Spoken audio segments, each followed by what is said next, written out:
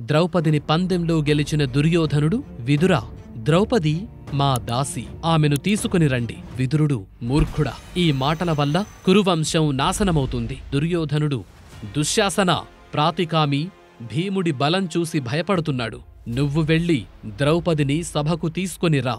పెద్దగా అడుగులు వేసుకుంటూ ద్రౌపది వైపు కదిలాడు.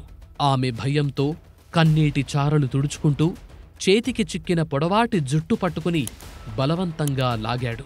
బాధను భరించలేక ఆమె గట్టిగా కృష్ణుడిని పిలుస్తూ ఏడ్చింది.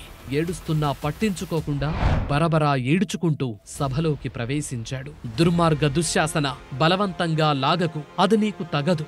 దుర్యోధనుడు నవ్వుతూ దుశ్శాసనుడిని అభినందిస్తూ ఆనందపడుతూ ఉంటే దీనంగా అర్థిస్తున్న ద్రౌపదిని చూసి సభ్యులు కన్నీరు పెడుతున్నారు. అందరూ ఒకటిగా జట్టు కట్టి ధర్మరాజును జూదంలో గెలుచుకున్నారు.